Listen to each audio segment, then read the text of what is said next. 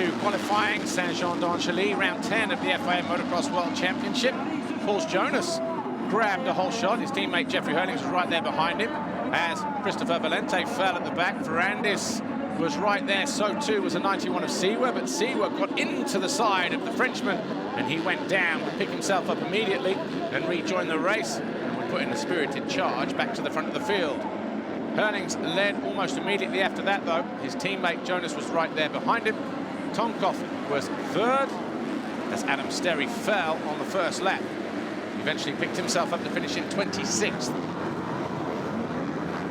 Second lap, Thomas Covington and Benoit Paturel, they banked bars, and that allowed Brian August to split them.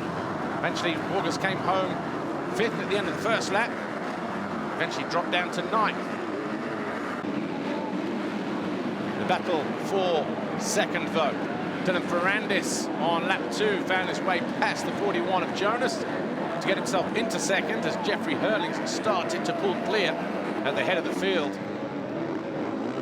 Jonas then in third came under attack almost every lap from the 59 of Tomkov, but the Russian wasn't able to find a way through. He'd have to settle for fourth at the time the checkered flag fell. Benoit Paturel came home in fifth for Khmer Yamaha Yamalu.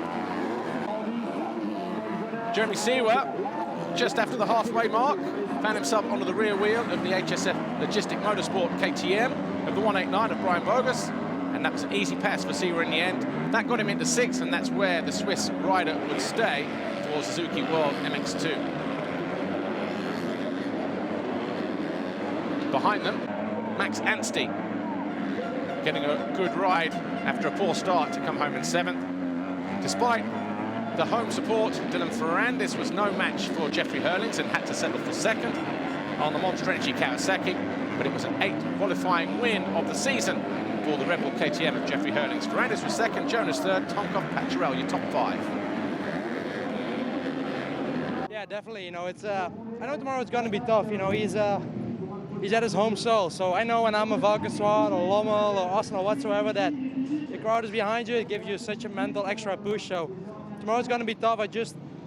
Only thing I'm hoping for is 2 good starts, you know, like I had today, and I can start out front, and I don't see a problem. But I know Dylan is fast, so he's a guy to watch out for tomorrow, and we're going to do our best to come out on top. Good luck for them. Thank you. And that's how it finished in MX2 qualifying here at Saint-Jean-d'Angely. Hurlings, Ferrandis, Jonas, Tomkov, Paturel, Seewer, Anstey and Chervelin.